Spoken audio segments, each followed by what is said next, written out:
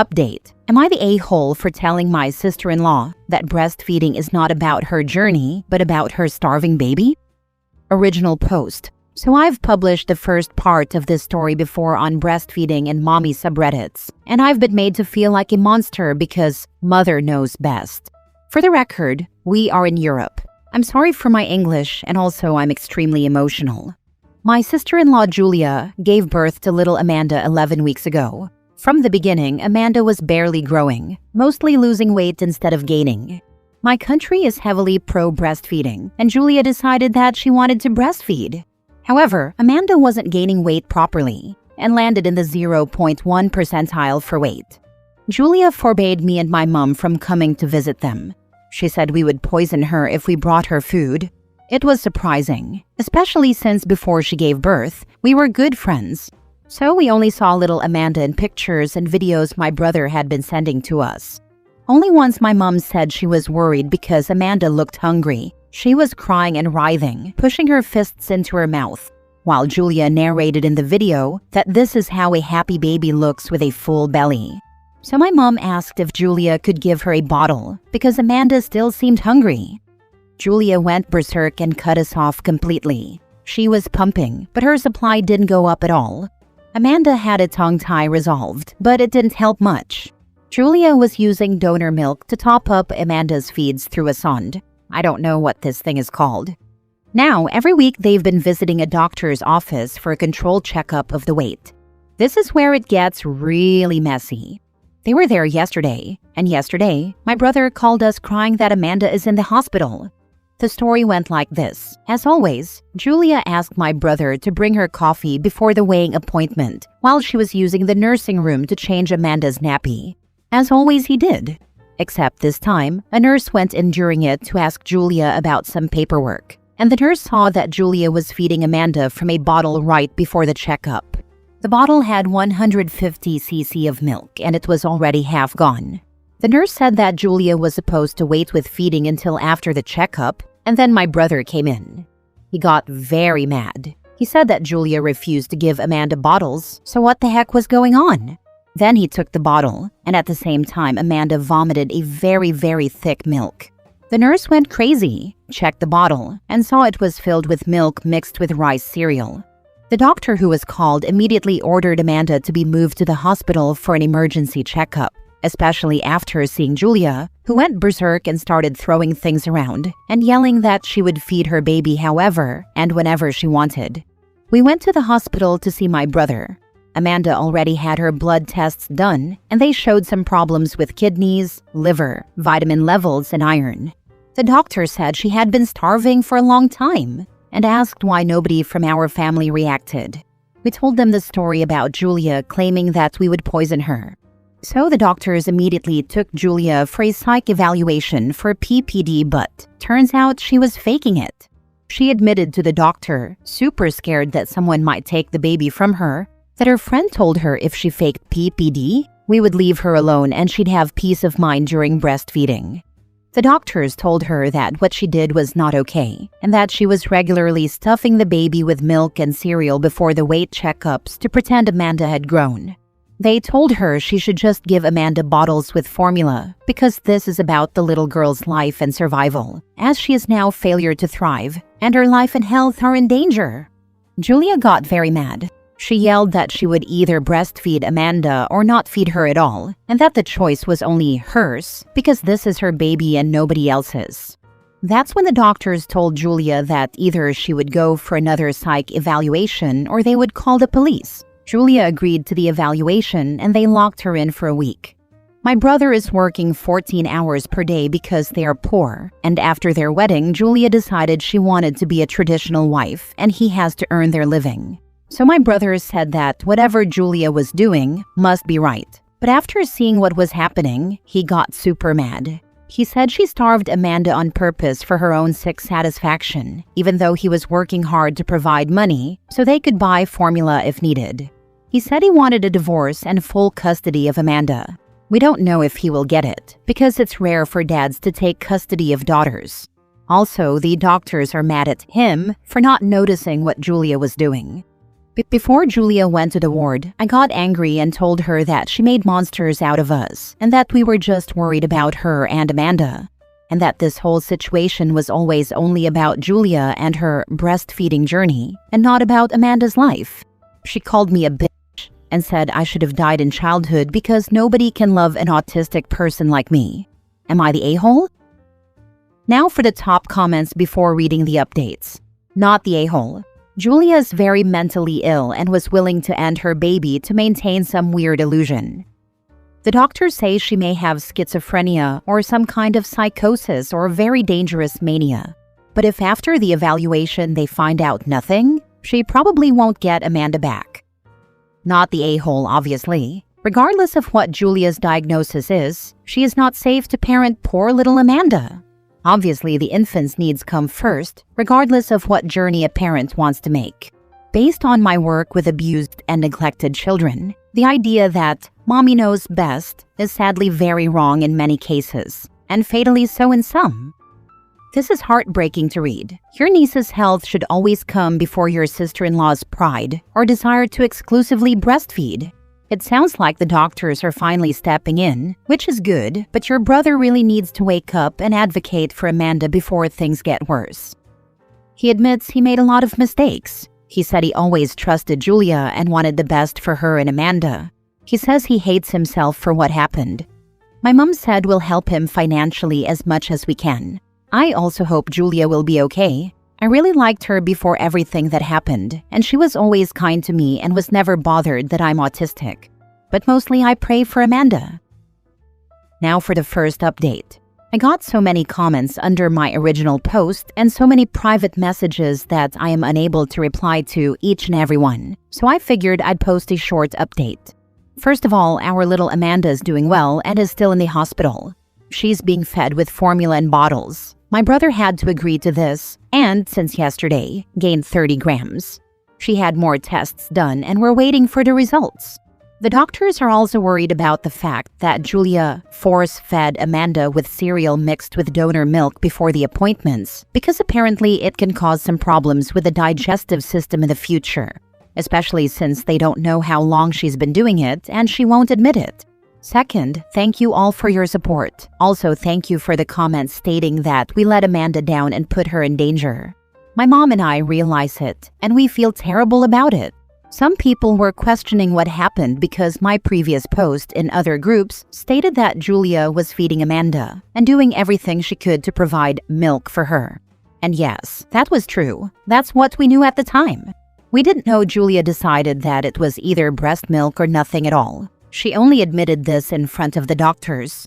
My brother took vacation from work and spends most of his time with Amanda, but he will be moving in with us. All this time, he's been working and then doing overtime under the table, and he feels exhausted but says he had no other choice. He promised he will do everything he can to be a good father. We don't have any information about Julia, but no matter what, we worry about her. She's our family as well. She doesn't have her own family. She said before the wedding that she and the rest of her family had a fight and they cut her off, so she is alone in this world, and we felt very sorry for her. We managed to get in touch with one of Julia's friends, Linda, who was donating milk to her. Linda was terrified by the story and admitted she was the one who told Julia to pretend she was afraid of us poisoning her. All of it was because Linda's mother-in-law was demanding to visit them after the birth, so she used this excuse for people to leave her alone. And apparently Julia told Linda before giving birth that Amanda was only hers, and that only she had the right to hold her, and Michael, my brother, if really needed. I don't understand this because my mom never asked to hold Amanda. In the hospital, 2 days ago, it was the first time we saw Amanda in real life. Linda also told us that she introduced Julia to the Milk League, and that's where Julia found out all the bad things about formula and bottle feeding. It also turns out she never wanted to vaccinate Amanda, but my brother forced her to. Linda said she recommended Julia a couple of lactation consultants who apparently weren't real educated LCs, but some women with Instagram accounts claiming to know a lot about breastfeeding. This is all for now. This is all the information I've gathered. The most important thing to me is that Amanda is safe with the doctors and nurses. I will update whenever I know something more if you want. So not only was this woman starving her kid, she was purposely surrounded by people who were also misinformed to a dangerous degree. I'm glad the baby is safe now, but I honestly don't think sister-in-laws should ever be near a child again. I hope Linda's baby is safe too. Yeah, she sounds like nutcase number 1, feeding crap to unstable nutcase number 2. I would want to contact Julia's family to find out why there is no contact. Maybe this isn't her first mental breakdown. Definitely need the background and family medical history for Amanda's sake. My brother said that this is what the doctors ask him to do. They said that certain mental illnesses can be in the family, and they would like to know what's going on. My brother will try to contact them, but we have never seen them, so it's a bit complicated. It seems pretty suspicious whenever one person says their entire family cut them off and don't really give a good reason for it. Makes you wonder why so many people would cut one person off over an argument, and if maybe they deserved it. Now for the second update a week later. Happy news. Amanda is currently at our home and doing very well. Before I start with the update, I want to specify that A, I don't know everything. If the story is missing details, then I'm sorry. But I can't provide more as I am often not present when the conversations or revelations take place. I rely only on what I'm told. B, our attorney told me that for the good of our family and most of all Amanda, I'm not allowed to share the details of the ongoing case. There are many people involved now, many authorities. I need to keep my family safe, and most of all Amanda. We owe her the best, so I won't be answering questions about whether judgment is involved, whether there are charges, what the charges are, interrogations, court, etc. Please don't ask me these questions because I won't answer them. Amanda, she's out of the hospital and currently placed in our family home. We will have daily visits from nurses who are going to check up on her and on us to make sure she's growing well and that we're taking good care of her. Currently, she gains around 35 to 40 grams per day, which the doctors say is an amazing result. She is also pink now, not gray, and very curious about everything. I was scared to hold her because I've never held a baby before. But my mom showed me how, and Amanda was smiling at me and playing with my braid.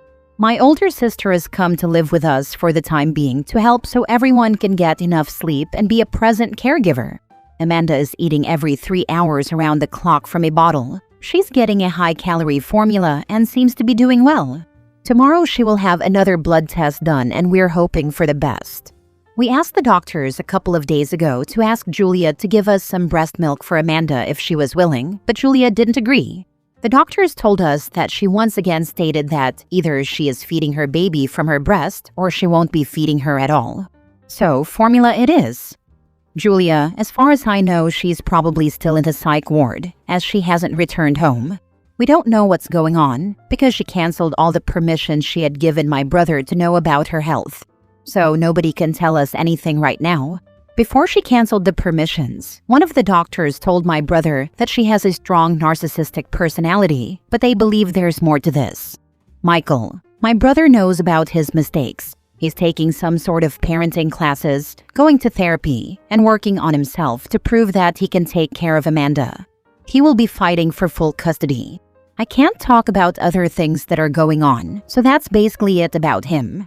But he found out something interesting that he shared with the doctors at the psych ward. About Julia's family, my brother managed to find them through social media.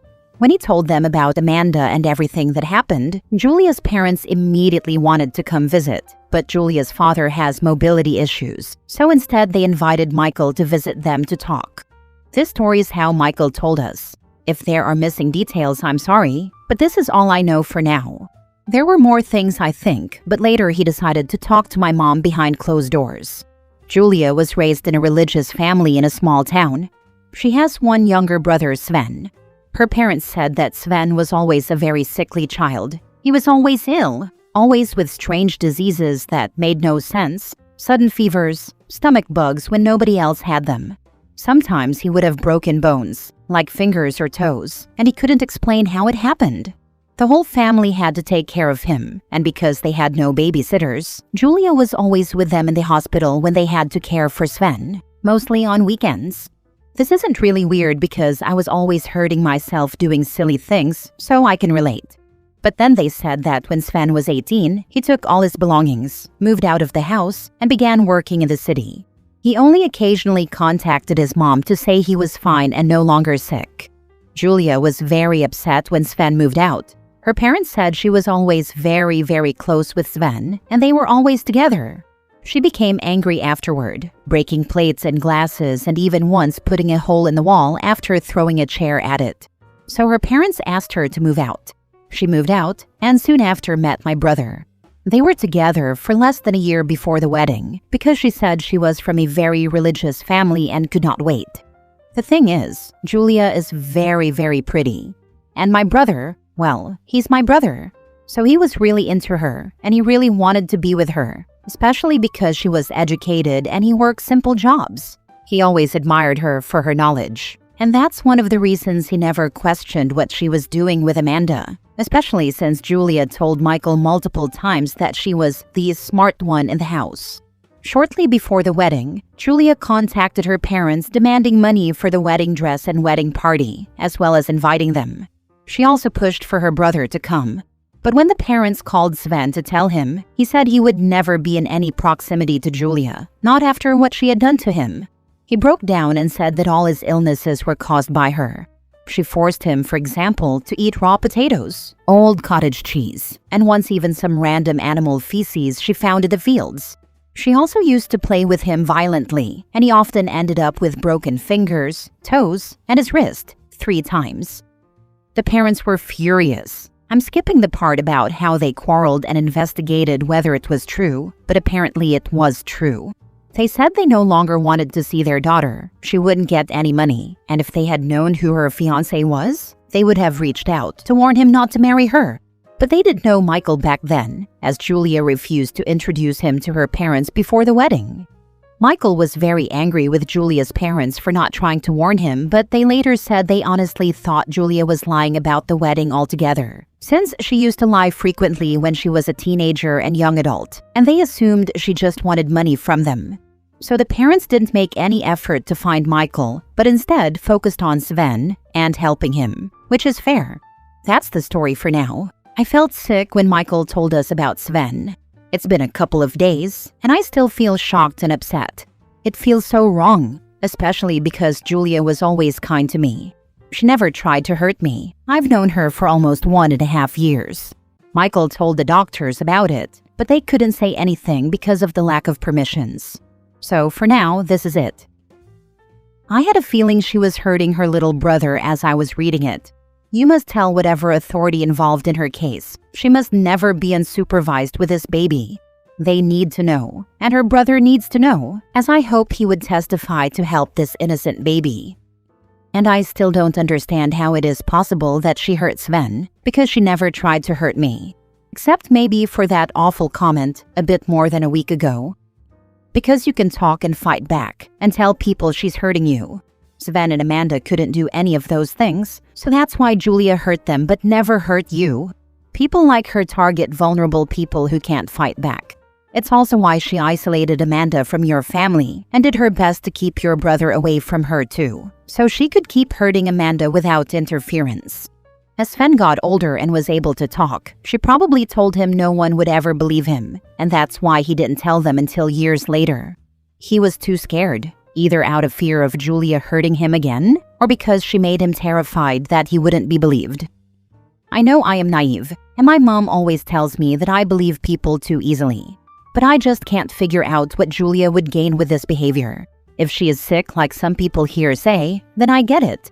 But why wouldn't she ask for help? When I had problems in school because I'm autistic and I was abused by my colleagues, I asked my mom for help. Last story. Am I the a-hole for sitting my brother and sister-in-law down and speaking up for my niece and nephews on how badly they are handling the new normal for their stepfamily? My brother has 3 children, Luke, 16 male, Cam, 14 female, and Bo, 11 male, with my late best friend Cam. My brother and my late best friend were married for almost a decade and separated just before Cam passed away from a brain bleed in her early 30s. My niece Cam was intentionally named very similarly to her mother. My brother was the one who suggested it when they found out baby number 2 was a girl. My niece always used her full name, while my best friend was always called Cam. After my best friend died, my niece decided she wanted that extra connection to her mom and stopped using her full name, choosing to go by Cam. Everyone respected this and started calling her Cam. My brother had no problem with her doing this previously. He called her Cam just like everybody else. When asked about her name, my niece would say she was named after her mom and was Mini Cam. This has now become a problem because my brother remarried a couple of years ago. His new wife has always had a problem with Cam and being the Mini. She tried to use Cam's full name, but my niece told her she didn't like it and that she went by Cam for a reason. Sister-in-law voiced some complaints a few months into the marriage, but dropped it around the rest of the family when she had no support. When she remembered that I was late Cam's best friend, she completely closed off to me. She has complained a few times about how often late Cam was mentioned and how people reminded my niece that she looked just like her mom. It all came to a head 2 months ago when my brother and sister-in-law sat the kids down and told Cam that it bothered sister-in-law for her to use the same name as her mom. Sister-in-law wanted everyone to use Cam's full name like she did before her mom died. Cam said she didn't see why that was such a big deal. My brother backed sister-in-law up. Sister-in-law also requested that they talk about their mom less at home because it makes her uncomfortable. Instead of doing this, the kids doubled down and talked about their mom more. Cam made sure her name was used significantly more, and the boys would repeat her name just to get to sister-in-law. My brother said nothing until sister-in-law tried to put a stop to it, and he supported her again, telling the kids not to chase sister-in-law away. The kids said they didn't care if she left. They would rather keep their mom's memory than lose it to make sister-in-law comfortable. Several days later, there was a fight where Cam told sister-in-law she would never be as good as her mom, and that her jealousy and insecurity would only lead her to realize she would never measure up. Cam was punished for this. The boys supported their sister, which caused more conflict in the house. The kids bundled all their mom's things up and sent them to my house for safekeeping. Sister-in-law freaked out, saying they were turning her into the enemy. She started using Cam's full name all the time, and my brother took her side when more fights broke out. The kids told me about this last week, so I decided someone else needed to step in.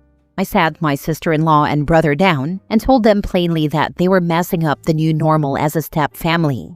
I said that by making their mom the enemy, or someone who needs to be hidden away, sister-in-law and my brother have guaranteed that she will be the enemy to them.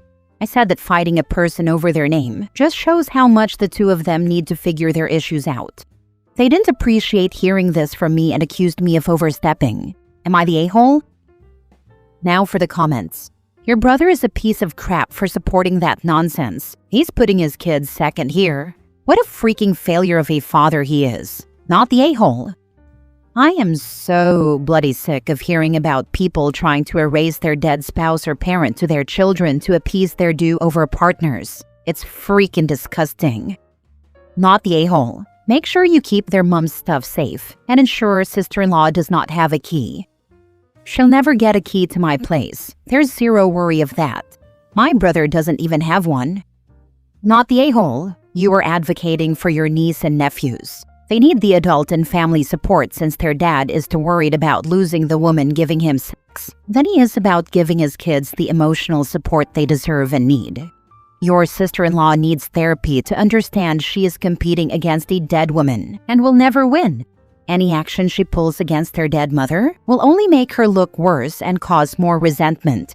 If they start family therapy, pay attention and make sure your brother and sister-in-law don't find someone who will tell the kids what the sister-in-law wants them to hear. Some therapists sadly go along with the parents when they know better because the parents pay and make the appointments.